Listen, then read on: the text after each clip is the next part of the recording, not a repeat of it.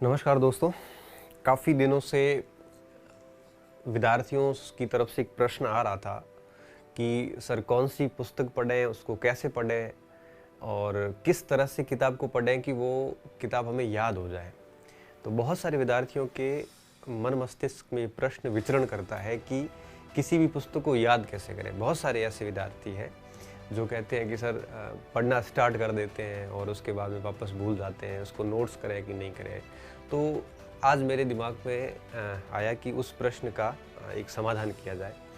तो उसी विषय को लेकर मैं आज ये वीडियो बना रहा हूँ, ये सेशन अपन ले रहे हैं। मुझे पूरा विश्वास है कि ये वीडियो आपके लिए बहुत ही कारगर सिद्ध होगा। इस वीडियो को कंप्लीट देखना, एक एक चीज़ मैं अच्छे से क्लियर करूँगा कि कौन सी पुस्तक पढ़नी है आपको और किस तरह से उसको पढ़ना है कि वो बढ़िया तरीके से याद हो जाए। पूरा वीडियो देखोगे तभी सारी चीज़ें समझ पाओगे। तो किताब को आखिर पढ़ना कैसे? तो देखो, यहाँ पे एक चीज़ और मैं बताना चाहूँगा कि जो पुस्तकें हैं ये पढ़ने के लिए छात्र का लेवल भी अलग अलग होता है। ये एक व्यक्तिगत बात होती है। जैसे कुछ विद्यार्थी बिल्कुल न्यू कमर्स होते हैं, मतलब न्यू कमर्स का मतलब ये हुआ कि जो बिल्कुल नए होते हैं इस कंपटीशन की फील्ड में, जिनको सब्जेक्ट के बारे में बहुत ज़्यादा नॉलेज नहीं होता, या यूँ कहिए कि उसने शुरू भी नहीं किया। कुछ ऐसे विद्यार्थी होते हैं जो बहुत ही मिडिल लेयर में होते हैं, जो ऐसे भी नहीं होते जिसको कुछ भी नहीं आता, और ऐसे भी नहीं होते जो बिल्कुल ही आपके स्किल्ड हो या दक्ष हो या बिल्कुल कंप्लीट कर चुके हो, सारा कोर्स है वो बढ़िया तरीके से कर चुके हो। तो तीन टाइप के स्टूडेंट मैं मानता हूँ। कुछ ऐसे होते हैं जो बहुत ही न्यू कमर्स होते हैं, जिन्होंने बिल्कुल कुछ तैयार नहीं किया है। कुछ ऐसे होते हैं जिनका सब कुछ तैयार है, बिल्कुल रेडी एकदम, और बस ये लोग इसलिए पढ़ रहे हैं कि वो अपना ज्ञान और एनरिच करें। ऐसे लोग कहीं लगे हुए होते हैं गवर्नमेंट में या फिर लगने वाले ही होते हैं, बस अपने नॉलेज को और एनरिच करते हैं ताकि किसी बड़े एग्जाम को पास कर सके या अपने ज्ञान को और साउंड कर सके। कुछ ऐसे विद्यार्थी होते हैं, कुछ ऐसे होते हैं जिन्होंने अभी स्टार्ट ही नहीं किया, बिल्कुल शुरू करने वाले हैं, और कुछ ऐसे होते हैं जो न दक्ष होते हैं और न नए होते हैं, बीच के होते हैं। और मेरा ऐसा मानना है कि मैक्सिमम स्टूडेंट जो है वो इस श्रेणी में आते हैं, जो न न्यू कमर्स है न ओल्ड है, ये बीच के हैं। ओल्ड का मतलब यहाँ पे कंप्लीट कोर्स किया हुआ, ये बीच की जो संख्या है इनकी तादाद बहुत ज़्यादा है। मैं तीनों के बारे में अलग अलग बताता हूँ। सबसे पहले आता हूँ न्यू, जो बहुत ही नए स्टूडेंट है, जिन्होंने अभी तक चीज़ें शुरू नहीं की। सबसे पहले उसको क्या करना है, उनको हर विषय की एक एक पुस्तक लानी है, उससे ज़्यादा नहीं। और बेहतर यही होता है कि आप माध्यमिक शिक्षा बोर्ड या एनसीईआरटी से स्टार्ट करोगे तो ज़्यादा फर्क पड़ेगा। क्यों? क्योंकि वहाँ पे आसान चीज़ें समझाई जाती है। तो इसलिए लोग एनसीईआरटी सजेस्ट करते हैं कि 6ठी से 12वीं तक की एनसीईआरटी अगर अपन करते हैं तो हमारा एक इतिहास, भूगोल, पॉलिटी, इकोनॉमिक्स, ये बेसिक सारा अच्छा हो जाता है। इसके बाद अपन अगर ऑथेंटिक बुक देखेंगे तो वो अपने को अच्छी तरीके से समझ में आ जाती है। तो ऐसे सामान्य चीज़ों से स्टार्ट करना चाहिए उसको। फिर करना क्या चाहिए, एक साथ मैक्सिमम एक साथ एक या दो विषय लेने चाहिए, क्योंकि नए स्टूडेंट होते हैं तो उसके लिए एक विषय ही पर्याप्त है। और मान के चलिए कि अगर 1-2 साल कोई आपके आसपास एग्जाम नहीं है तो एक विषय ही पढ़िए, और आपको लगता है कि 6-7-8 महीने बाद एग्जाम है या एक विषय में आप बोर हो रहे हैं तो कोई 2 विषय एक साथ पढ़िए, और 2 विषय के लिए कोई 2 किताबें लाइए। ज़्यादा नहीं लानी, कितनी पुस्तकें लानी है, 2 पुस्तकें ही लानी है। और जितनी ज़्यादा किताबें लाओगे उतना ही आप भ्रमित होंगे, उतना आप अपना परफॉर्मेंस बिगाड़ते जाओगे। फिर क्या करना है, फिर उस किताब के साथ क्या करना है, जैसे ही वो किताब आप लाए, उस किताब में सबसे पहले आपने पहला अध्याय निकाला। उस पहले अध्याय को निकालने के बाद आपको क्या करना है, उस अध्याय को बढ़िया तरीके से एक बार पढ़ लेना। जैसे आप अखबार पढ़ते हो ना, कोई भी खबर पढ़ते हो, उस तरह से पेंसिल लेके बैठो और पूरे के पूरे टॉपिक को अच्छी तरीके से पढ़ लो। उसके बाद में अगर आपको लगता है कि अच्छा, उसके बाद में भी एक चीज़ और होती है। अगर आप न्यू हैं लेकिन उस विषय की आपकी समझ अच्छी है, आपने 3-4 साल पढ़ा है चाहे स्कूली शिक्षा वगैरह में, तो अगर आपकी पकड़ अच्छी है या आप बिल्कुल नया विषय पढ़ रहे हैं, बिल्कुल नया पढ़ रहे हैं, तो पूरी किताब एक साथ पढ़ लो।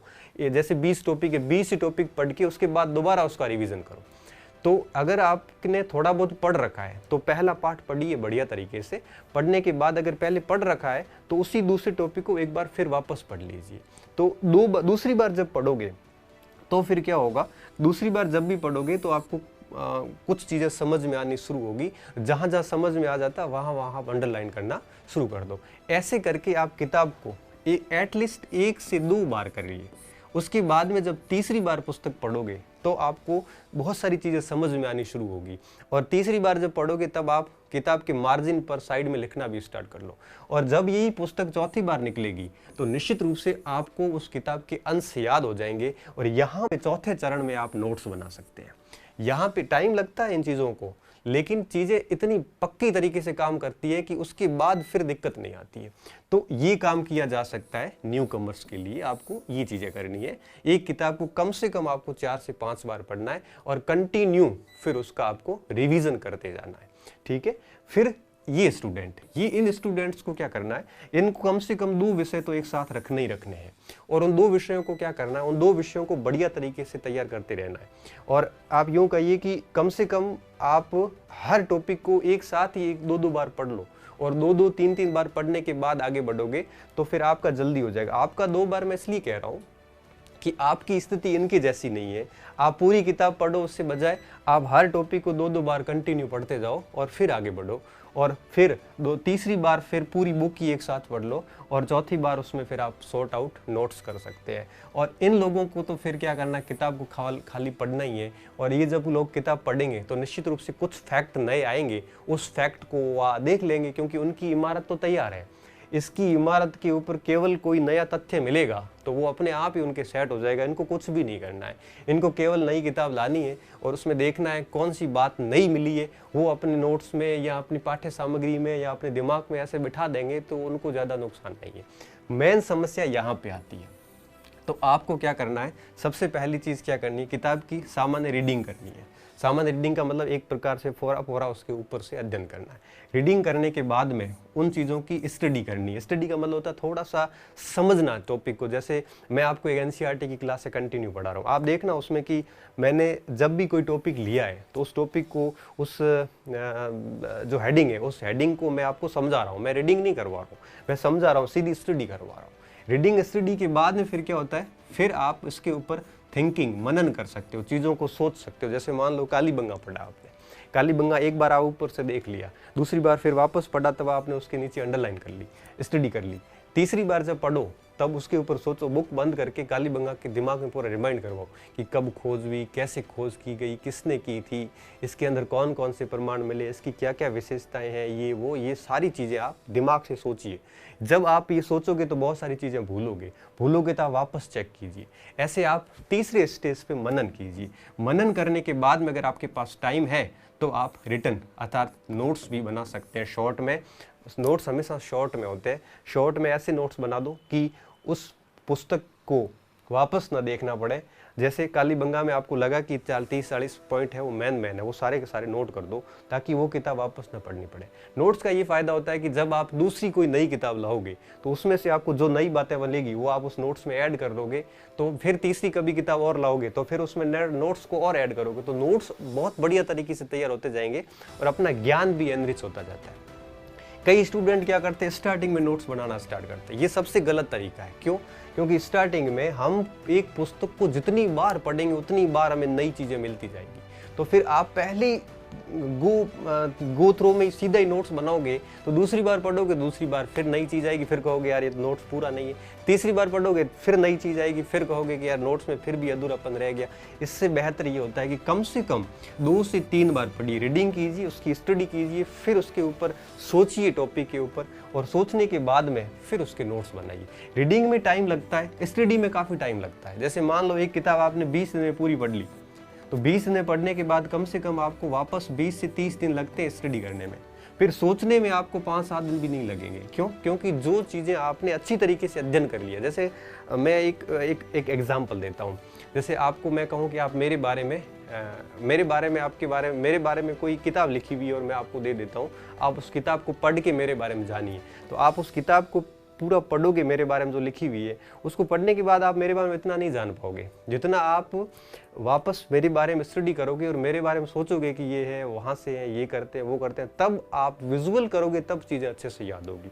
और जब रीडिंग और स्टडी होती है तो टाइम लगता है, थिंकिंग में टाइम भी नहीं लगता, और ये चीज़ें यहाँ पे जो है ये आपके मन मस्तिष्क में सेट हो जाती है। और यहाँ पे अगर हम क्या करते हैं, हम रीडिंग स्टडी तो ठीक है कर लेते हैं, पौरी पढ़ते जाते हैं, 20-20 बार पढ़ लेते हैं, लेकिन उसके ऊपर बिल्कुल नहीं सोचते। जब तक टॉपिक के ऊपर सोचेंगे नहीं, तब तक वो टॉपिक पूर्ण रूप से हमारे को फल देने वाला नहीं। हम कहते हैं ना परीक्षा में हमारी गलती होगी, गलती नहीं है, दरअसल हमने उस टॉपिक के ऊपर कभी सोचा ही नहीं था, हमने केवल किताब पढ़ते ही गए। तो कृपया करके पहले किताब को फौरे तौर पे एक रीडिंग मारे, फिर उसकी 2 से 3 बार स्टडी करें अच्छे से।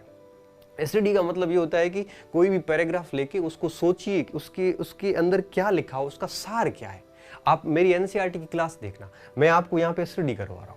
मैं आपको, जैसे कल अपन ने बात की थी पिछले लेक्चर में कि विहार क्या थे या संघ क्या थे या बुद्ध का जीवन क्या था, हमने पूरे इस बोर्ड पे वो स्टडी कर ली उसकी। तो इस प्रकार से स्टडी 2-3 बार कीजिए, उसके बाद में उसके ऊपर सोचिए, सोचने के बाद में आप शॉर्ट में नोट्स कर सकते हो और उसके बाद में आप कंटिन्यू उसका रिवीजन कीजिए। अगर आप इस चरण को फॉलो करोगे तो निश्चित रूप से एक बार टाइम लगेगा, लेकिन ये चीज़ें ऐसी तैयार हो जाएगी, फिर आपके लिए दिक्कत हो जाएगी कि कौन सी नौकरी ज्वाइन करूँ, ये कंडीशन आ जाती है। अगर आप शॉर्टकट सब कुछ करना चाहते हो तो जीवन में कुछ भी नहीं होगा। कोई भी एक पुस्तक इन 500 चरणों से गुजरती है तो कम से कम उसको 3 से 4 महीने लगते हैं, कोई भी एक पुस्तक। और मैं मानता हूँ टोटल 6 जनरल स्टडी में 6 ही भाग है, ज्योग्राफी, हिस्ट्री, पॉलिटी, इकोनॉमिक्स वगैरह 6 ही भाग है। 6 में से 4 बड़े अहम है। इन 4 भाग के ऊपर अगर ये 3-3, 4-4 महीने दिए जाए तो निश्चित रूप से 1-1.5 साल के अंदर ये सारा मटेरियल बढ़िया तरीके से रेडी हो जाता है। और फिर क्या होगा कि अगर ये चारों तैयार हो गए तो फिर आप कोई भी एग्जाम में बैठोगे तो आपको बिल्कुल परेशानी नहीं होनी पड़ेगी। बस सिलेबस देखना ही पड़ेगा कि कौन से टॉपिक शेष रहे हुए हैं जो मैंने नहीं किए, वो ही करने पड़ेंगे, बाकी तो सारा ऑलरेडी आपका तैयार होगा। तो कृपया करके आप अगर मिडिल के हैं चाहे आप न्यू कमर्स हैं, आप टॉपिक बुक्स लीजिए। अगर आपने बिल्कुल नए हैं तो आप पूरी किताबें पढ़ डालिए। अगर आपने कुछ पढ़ रखा है तो एक एक टॉपिक को आप इन 500 चरणों से एक साथ गुजर सकते हो। जैसे ये किताब में मान लो 20 टॉपिक है तो पहले टॉपिक की रीडिंग कर लो, 2 बार स्टडी कर लो, फिर सोच लो, फिर उसके बाद नोट्स कर लो। फिर दूसरे टॉपिक है, ये दूसरे टॉपिक के 5 चरण कीजिए, फिर तीसरे टॉपिक के ये 500 चरण कीजिए। आप अगर मिडिल में हैं तो ये टॉपिक वार भी ऐसे कर सकते हैं। अगर आप बिल्कुल न्यू है तो पुस्तक वार ऐसे कीजिए कि 15-20 पार्ट है, पहले अच्छे से रीडिंग कर लो, फिर उसकी 1-2 बार स्टडी कर लो अच्छे से, और उसके बाद में उसको थिंकिंग, मनन कीजिए उसके ऊपर। जितना ज़्यादा मनन होगा और जितना ज़्यादा रिवीजन होगा, सफलता के 2 मूल आधार है। 100% एक्यूरेसी आएगी, एक सिंगल सवाल गलत नहीं होगा परीक्षा में अगर आपके पढ़ा हुआ आया है तो थिंकिंग और रिवीजन, ये 2 चीज़ें बहुत ज़्यादा ज़रूरी होती जो कि हम नहीं करते। मैंने देखा विद्यार्थी क्या करता है, विद्यार्थी किताब लाता है और फिर ठीक है पढ़ता जाता है, उसको खुद को नहीं पता वो क्या पढ़ रहा है। उसकी हालत ये होती है कि वापस जब 2 घंटे किताब छोड़ के वापस किताब पकड़ता तो उसको देखना पड़ता है कि मैं पढ़ कहाँ रहा था। ये स्थिति है हमारी। हम पढ़ते जाते हैं, पागलों की तरह देखते जाते हैं, पता नहीं कुछ समझ में आ नहीं रहा है। हम केवल रीडिंग ही करते हैं पुस्तक की, भले 20 बार रीडिंग कर लोगे कोई फर्क नहीं पड़ेगा। कम से कम आप एक बार, देखो अखबार की स्टडी नहीं करते, हम रीडिंग करते हैं, न्यूज़ पढ़ के छोड़ देते हैं, हमें नहीं पता कौन से दिन क्या न्यूज़ आई थी। तो कम से कम किताब की जब रीडिंग हो जाती है तो एक परिचय हो जाता है। जब स्टडी करते हैं तब उसके बारे में हमें बहुत सारी चीज़ें गहराई से जानने को मिलती है, और जब हम उसके ऊपर सोचते हैं तो वो सारी चीज़ें हमारे मन मस्तिष्क में सेट हो जाती है, और उसके बाद में वो पॉइंट हम नोट कर लेते हैं। तो चौथे 5वें चरण में जाके नोट्स बनते हैं। स्टार्टिंग में ना बनाया, नोट्स नहीं भी बनाते तो भी चलता है, लेकिन नोट्स इसलिए ज़रूरी होते हैं कि फिर आगे जब दूसरी किताब लाओगे तो पहली किताब छूट जाएगी, और पहली किताब छूटेगी तो फिर उसका थोड़ा सा लॉस ये रहेगा कि बहुत सारी चीज़ें भी मन मस्तिष्क है, ये स्मृतियों की क्षमता, चीज़ों की क्षमता अधिकता के कारण स्मृतियाँ हैं वो धीरे धीरे विलुप्त हो जाती है, विलुप्त क्या कह सकते हैं, विलोपित हो जाती है, तो थोड़ी दिक्कत होती है। तो ये चरण किया जा सकता है, इससे बढ़िया तरीके से काम होगा। तो आज का ये जो विषय था, उम्मीद कर रहा हूँ कि आपके लिए निश्चित रूप से ये फ़ायदेमंद सिद्ध होगा। अंत में निष्कर्षतः कह देता हूँ, कोई भी किताब लाओ उसको कम से कम एक बार उसकी रीडिंग मारो, उसके बाद उसको 1-2 बार वापस पूरी स्टडी करो अच्छे से। आप टॉपिक वार भी ऐसा कर सकते हो। आप जैसे भूगोल, अक्षांश देशांतर रेखाएं पढ़ रहे हैं, उसकी आप पहले रीडिंग कर ली बढ़िया कि है क्या ये, उसके बाद में 1-2 बार उसको उसी दिन समझ लिया, स्टडी बढ़िया तरीके से समझ ली, और उसके बाद में उसके बारे में सोच के नोट्स बना दिए। तो एक दिन में एक टॉपिक तैयार कर लेते हैं तो 20-25 दिन में किताब तैयार हो जाती है। तो इस प्रकार से भी किया जा सकता है। तो रीडिंग कीजिए। कई विद्यार्थी ऐसे होते हैं जो रीडिंग नहीं करते, सीधी स्टडी करते हैं, कोई बात नहीं। अगर आपका लेवल ठीक है, पहले विषय से परिचित है, तो आप सीधी स्टडी भी कर सकते हैं। अगर आप बिल्कुल नए हैं तो थोड़ा रीडिंग का ठीक रहता है, क्योंकि आप सीधी स्टडी करोगे तो दिक्कत हो जाती है, क्योंकि एक ही पैराग्राफ में ऐसे फंस जाओगे कि वापस आगे बोर हो जाओगे, किताब छोड़नी पड़ जाती है कई बार। तो रीडिंग कीजिए अच्छे से, फिर उसकी कम से कम 2 बार स्टडी कीजिए। तो 3 बार हो गया, फिर चौथी बार मनन करोगे, चौथी बार सिलेबस हो जाएगा। पांचवी बार जब उस किताब के बारे में नोट्स बनाओगे तो वो किताब पांचवी बार हो जाएगी। फिर 5-7 बार रिवीजन कर लोगे तो किताब 10 से 12 बार हो जाती है। तो फिर उसमें कोई गलती की गुंजाइश नहीं रहती है। तो इस प्रकार से पढ़ना, यहाँ पे किताब से तात्पर्य गाइड से नहीं है, ऑथेंटिक लेखकों से है। तो इस प्रकार से किया जा सकता है।